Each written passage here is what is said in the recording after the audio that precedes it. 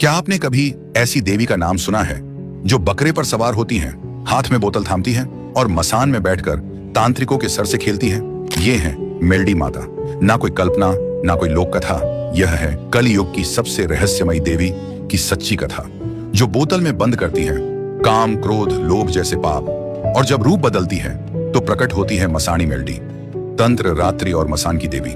कौन है ये देवी? क्यों इनका नाम लेते ही पापी कांप उठते हैं? और कैसे ये देवी आज भी अपने भक्तों की रक्षा करती हैं? देखिए वह कथा जो कभी किसी ने पूरी नहीं सुनाई। मेलडी माता की कथा पहली बार शुरू से अंत तक। परंतु मां मसाणी मेलडी के इस भयानक रूप को देखने से पहले हमें इससे बिल्कुल विपरीत उनके उस दिव्य स्वरूप को जानना होगा। एक ऐसा रूप जो तेजस्वी, शांत और दिव्यता से भरपूर है। तो आइए चलते हैं इस रहस्यमयी आध्यात्मिक यात्रा पर। कहानी शुरू होती है सतयुग के अंतिम चरण में। उस समय एक दैत्य अमरुआ महान प्रतापी, मायावी और वरदानी था, जो तीनों लोकों में आतंक मचा रहा था। उसके अत्याचार से सृष्टि में हाहाकार मच गया था। कई वर्षों तक उसके आतंक के कारण देवता भी पराजित हो गए। अमरुआ को वरदान था कि कोई भी झात शक्ति उसे मार नहीं सकती। देवताओं ने चिंतित होकर महाशक्ति की स्तुति की। तभी आदि शक्ति जगदम्बा सिंहवाहिनी दुर्गा प्रकट हुई। उन्होंने अपने 9 रूप धारण किए और उनके साथ 10 महाविद्याएं तथा अन्य सभी शक्तियां प्रकट हुईं। फिर दैत्यों के साथ पुनः महासंग्राम छिड़ गया और यह युद्ध 5000 वर्षों तक चलता रहा। अंततः दैत्य अमरुआ अपने प्राण संकट में देखकर युद्ध छोड़कर भागा और पृथ्वी लोक में सायला नामक सरोवर में छिप गया। उसके पीछे वह नवदुर्गा और सभी शक्तियां वहां पहुंची और सरोवर का पानी पीने लगी।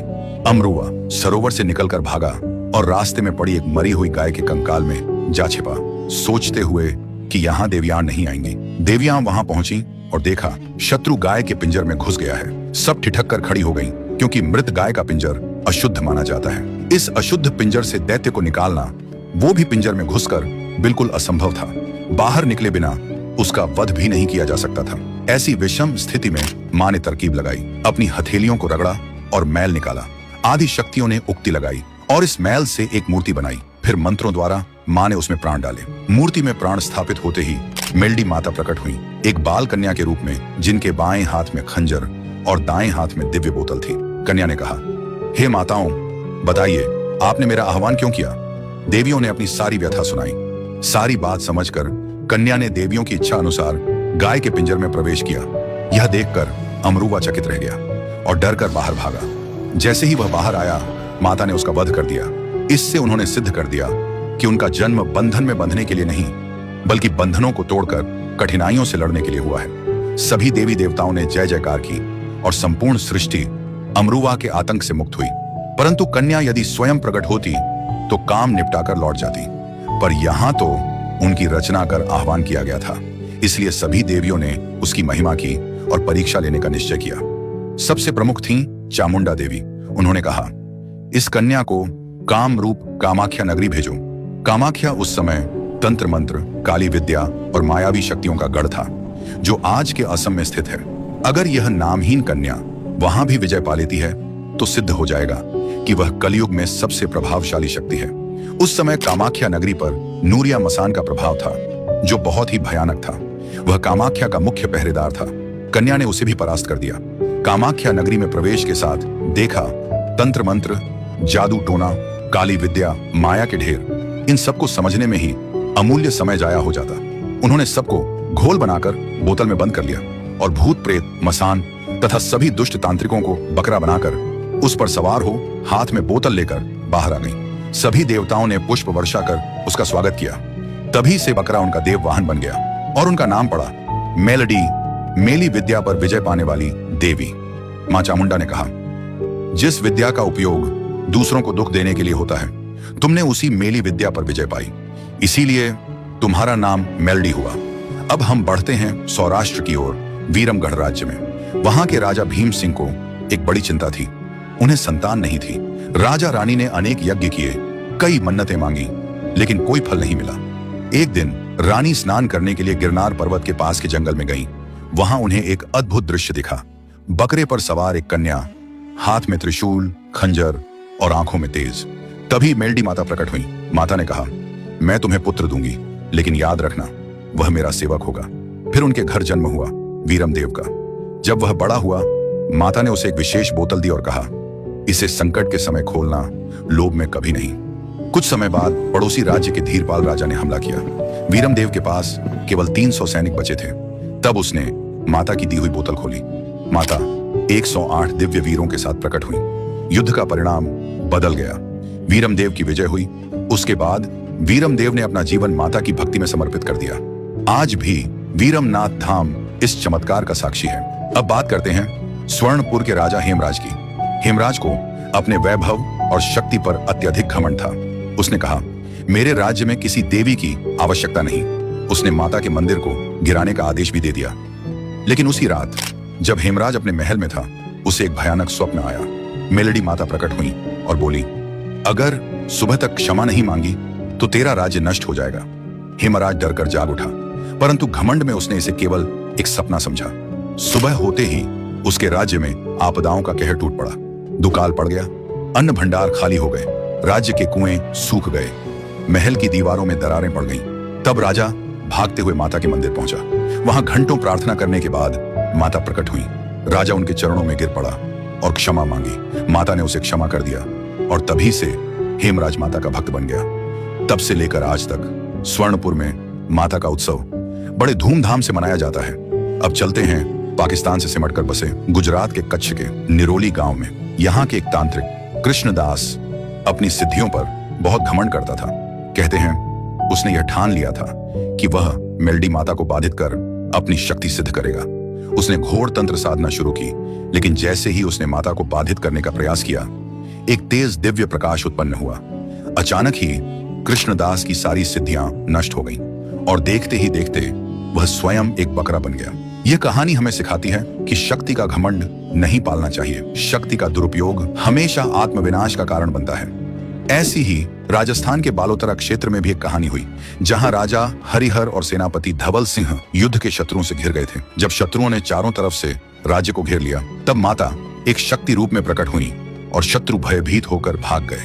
अब हम चलते हैं मेलडी माता के भयावह और डरावने स्वरूप की ओर, जिसकी बात हमने वीडियो के शुरुआत में की थी, जो तांत्रिक और मैली विद्या से जुड़ा हुआ है, जिसे मसाणी मेलडी माता कहा जाता है। मसाणी का अर्थ है श्मशान में रहने वाली शक्ति। कई बार यह रूप किसी काम के बदले में बलि मांगता है, जिसका वर्णन गुजरात की कई लोक कथाओं में मिलता है।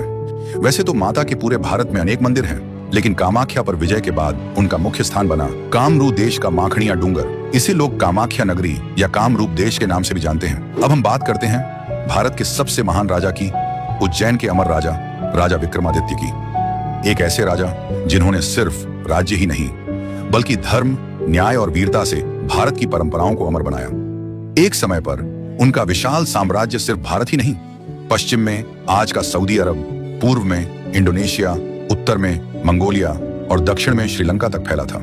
लेकिन यह कहानी उस समय की है जब राजा विक्रमादित्य सिर्फ उज्जैन के राजा थे। यह कथा है राजा विक्रमादित्य और मां मेलडी के रहस्यमयी, भयावह और अलौकिक अनुभव की। एक अनसुनी कहानी जो शायद ही किसी ने कभी सुनी हो। तो चलिए बिना समय गवाए कहानी शुरू करते हैं। उज्जैन के राजा वीर विक्रम 18 भाषाओं के जानकार थे, स्वभाव के बहुत सरल और विवेकी। एक दिन राजा ने सोचा, मुझे योग सिद्ध मंत्र सीखना चाहिए। इसलिए एक रात सारा राज्य छोड़कर वे अकेले कामरूप देश की यात्रा पर निकल पड़े। वहां के गहरे जंगलों में एक तपस्वी बाबा वालीनाथ साधना में लीन थे। राजा विक्रमादित्य वहां पहुंचे और जोर से बोले, अलख निरंजन। राजा की आवाज सुनते ही बाबा वालीनाथ ने अपनी आंखें खोली और पूछा, कौन हो तुम, यहां क्यों आए हो? राजा बोले, बाबा मैं उज्जैन का राजा विक्रमादित्य हूं, मैं योग सिद्धि मंत्र सीखने आया हूं। यह सुनकर बाबा ने मंत्र सीखने का कारण पूछा। राजा बोले, मैं यह मंत्र अपनी प्रजा के कल्याण के लिए सीखना चाहता हूं। बाबा यह सुनकर सिखाने को तैयार हुए, परंतु उन्होंने एक शर्त रखी। शर्त यह थी कि 14 की रात राजा को पुतली वाव से एक लोटा पानी भरकर लाना होगा। अगर वे ऐसा कर पाए तभी उन्हें मंत्र की दीक्षा मिलेगी। कुछ दिन बाद काली 14 की रात आई। राजा पुतली वाव पर पहुंचे और एक लोटा लेकर सीढ़ियों से नीचे उतरने लगे। लगभग 50 सीढ़ियां उतरते ही वहां सो रहे सारे भूत जाग उठे। चारों तरफ से डरावनी आवाजें आने लगी, राजा तुझे खा जाएंगे, तुझे खा जाएंगे। इसके पहले भी कई राजा पानी भरने आए थे, लेकिन कोई भी जिंदा लौटकर नहीं गया। वाव के भीतर रहते थे। करीब 1200 भूतों के पुतले जो हर आने वाले राजा को अपने जैसा बनाना चाहते थे। राजा ने ऊपर आने की कोशिश की पर हिल भी नहीं पाए। भूतों ने हंसते हुए कहा, यहां से कोई राजा बचकर नहीं गया, तू भी नहीं जा पाएगा। राजा को लगा मानो मौत सामने खड़ी हो। उन्होंने अपनी कुलदेवी हरसिद्धि माता को याद किया। माता प्रकट हुई और बोली, राजा तुम यहां क्यों आए हो? राजा की सारी बातें सुनकर मां बोली, अगर तुमने मुझे कहा होता तो मैं ही तुम्हें मंत्र सिखा देती, लेकिन अब मैं तुम्हारी मदद नहीं कर सकती। यह कहकर माता अदृश्य हो गई। कुलदेवी ने मदद से इनकार कर दिया तो राजा का भय और बढ़ गया। राजा ने 64 जोगिनियों का मंत्र जपा जो उन्होंने सीखा था। 64 जोगिनियां प्रकट हुई, लेकिन उन्होंने भी मदद करने से इनकार कर दिया और अदृश्य हो गई। अब जब कोई मदद नहीं कर रहा था तो राजा बोले, क्या इस कामरूप देश में कोई देवता या पीर पैगंबर है जो मुझे यहां से जिंदा निकाल सके? मैं जो कहोगे वैसा करने को तैयार हूं। यह वचन मैं वीर विक्रम देता हूं। राजा की आवाज किसी ने नहीं सुनी, लेकिन मां खड़िया डूंगर वाली मसाणी मेलडी माता ने उनकी पुकार सुन ली। मसाणी मेलडी प्रकट हुई। जैसे ही उनके पैरों के घुंघरू बजे, सारे भूत प्रेत भाग गए। राजा ने माता से अपनी रक्षा की प्रार्थना की। माता ने राजा को सुरक्षित वाव से बाहर निकाला। जैसे ही वे बाहर आए, राजा झुककर बोले, माता जी बताइए मैं आपके लिए क्या कर सकता हूं? माता बोली, मैं मसाणी मेलडी हूं, मुझे तुम्हारे कलेजे का भोग चाहिए। यह सुनते ही राजा ने अपनी कटार निकाली और कलेजा निकालने ही वाले थे कि माता ने रोक दिया। वे बोली, नहीं विक्रम, आज नहीं, पूरे 1 साल बाद गढ़ रुखिया श्मशान में आना, तब मैं तुम्हारा कलेजा लूंगी। राजा ने कहा, भले मां, जैसे आपकी इच्छा। और वे अपने राज्य लौट आए। समय बीता। 1 साल बाद काली चौदस की रात आई। राजा विक्रमादित्य कटार लेकर उज्जैन के भवारी बाजार की ओर निकले। धीरे धीरे वे उज्जैन के पूर्वी द्वार पर पहुंचे। वहां 4 जोगिनियां खप्पर ले आ रही थीं, जिनको देखकर राजा बोले, हे जोग माया, आप कौन हैं और कहां जा रही हैं? जोगिनियां बोली, विक्रम, हम तेरी उज्जैन नगरी में जा रही हैं। भवरी बाजार के 7वें मंजिल के जरुखे पर सियावन सैयण नाम की औरत मेरे मंत्र जाप कर रही है। हम ये खप्पर वहां डाल देंगी, फिर अगले 6 महीने तक तेरी उज्जैन नगरी में लाशें ही लाशें बिछी रहेंगी। तेरा उज्जैन जिंदा जागता श्मशान बन जाएगा। यह सुनकर राजा विक्रमादित्य बहुत दुखी हुए। उन्होंने मन ही मन मां मेलडी को पुकारा और कहा, हे खप्पर जोगिनियों, अगर तुमने यहां से एक कदम भी आगे बढ़ाया तो तुम्हें मां मेलडी की कसम है। तुरंत ही 4 जोगिनियां वहीं पर पत्थर बन गईं। इसके बाद राजा गढ़ रुखिया श्मशान पहुंचे। श्मशान की शुरुआत में काल भैरव और मां काली विराजमान थे। मां काली जानती थी कि राजा विक्रमादित्य अपना कलेजा मसाणी मेलडी को भोग देने जा रहे हैं, और अगर कलेजा जमीन पर गिर गया तो मां भोग स्वीकार नहीं करेंगी, राजा जीवित नहीं रह पाएगा। इसलिए काल भैरव को मनुष्य रूप में छुपाकर राजा के पीछे भेजा और कहा, जाओ काल भैरव, राजा जब कलेजा निकाले तो आप उसको पकड़ लेना और मां मेलडी को दे देना। उसी समय महल में राजा की रानी साथुरा को संदेह हुआ। उसने सोचा, आज काली चौदस की रात मेरे स्वामी कहां जा रहे हैं? उसने पुरुष वेश धारण किया और घोड़ा लेकर राजा के पीछे निकल पड़ी। जैसे ही घोड़े के पैर शिप्रा नदी में पड़े, बाबा वालीनाथ बाहर निकले और 3 मंत्र बोले। तुरंत ही रानी घोड़े समेत पत्थर बन गई। उधर राजा विक्रमादित्य श्मशान पहुंचे। सामने से मसाणी मेलडी माता चलकर आ रही थी। उनके बाल खुले हुए थे, शरीर से रक्त टपक रहा था, मानो किसी को खाकर आ रही हूं। माता के एक हाथ में चाकू था और दूसरे हाथ में खप्पर। माता ने हंसते हुए कहा, हे राजा विक्रम, लाओ मेरा भोग। राजा ने कटार निकाली, छाती पर मारी और कलेजा बाहर निकला। तुरंत ही काल भैरव ने कलेजा पकड़ लिया। माता ने पूछा, तुम कौन हो? काल भैरव बोले, मुझे क्षमा कीजिए, मैं काल भैरव हूं। मुझे मां काली ने भेजा था कलेजा पकड़ने के लिए, ताकि यह नीचे न गिरे और आप भोग स्वीकार करें। माता ने भोग स्वीकार किया और बोली, अब यह कलेजा राजा की छाती पर रख दो। काल भैरव ने कलेजा राजा की छाती पर रखा और राजा जीवित हो गए। राजा मां के चरणों में गिर पड़े और बोले, मां, कृपया आप मेरे राज्य में पधारिए। माता ने कहा, हे विक्रम, खड़ू की लकड़ी से एक छड़ी बनाओ, गाय के गोबर से ढाक बजाकर मेरा स्वागत करो, फिर अपने महल में सोने के सिंहासन पर वह छड़ी रख दो, और अगर अचानक कुमकुम से भरे पांव के निशान दिखाई दें तो समझ लेना कि मैं स्वयं पधार चुकी हूं। यह मेरा वचन है। राजा जब महल लौटे तो रानी वहां से गायब थी। राजा चिंतित होकर मां मेलडी को पुकारने लगे। तुरंत ही मां मेलडी ने राजा का वेश धारण किया और बाबा वालीनाथ के पास पहुंची। वहां पहुंचकर गर्जना की, वालीनाथ, बाहर निकलो। बाबा बाहर आए और जल की अंजलि से छिड़काव किया। मां का स्वरूप बदल गया और वे काली नागिन बनकर बाबा के चरणों में लिपट गई। बाबा चौंक कर बोले, देवी, मुझसे भूल हो गई, आप कौन हैं? माता बोली, मैं मसाणी मेलडी हूं। इस साथुरा रानी को पत्थर के बंधन से मुक्त करो। बाबा ने जल छिड़का और रानी अपने वास्तविक रूप में लौट आई। उसने महल लौटकर राजा से क्षमा मांगी। अगले दिन प्रातःकाल डाक और डमरू बजाकर मां का स्वागत किया गया। सिंहासन पर खड़ू की छड़ी रखी गई और तभी वहां कुमकुम से भरे पग चिन्ह प्रकट हो गए। मां मेलडी ने वहीं उज्जैन में स्थान ग्रहण किया। इसके बाद राजा ने सियावन सैयण को पकड़कर दंड दिया और चारों जोगनियां अदृश्य हो गईं। इसके बाद राजा विक्रमादित्य ने मसाणी मेलडी माता की गहन सेवा और साधना की। उनकी भक्ति से प्रसन्न होकर माता ने उन्हें दुर्लभ विद्याएं और शक्तिशाली मातृशक्तियों का वरदान दिया। इन्हीं वरदानों के बल पर राजा विक्रमादित्य ने तंत्र विद्या में अद्वितीय सिद्धि प्राप्त की और उन्हीं शक्तियों का प्रयोग कर उन्होंने अपने साम्राज्य की रक्षा की। इसी गौरवपूर्ण कथा का उल्लेख गुजरात, मध्य प्रदेश और राजस्थान की अनेकों लोक कथाओं में होता है, जहां राजा विक्रमादित्य के साथ उनकी रक्षक देवी के रूप में मां मसाणी देवी या मसाणी मेलडी माता की पूजा होती है। और इसी प्रकार उज्जैन नगरी से प्रारंभ कर समूचे एशिया खंड तक अपना साम्राज्य स्थापित करके राजा विक्रमादित्य बने चक्रवर्ती सम्राट राजा वीर विक्रमादित्य, भारतवर्ष के सबसे महान राजा।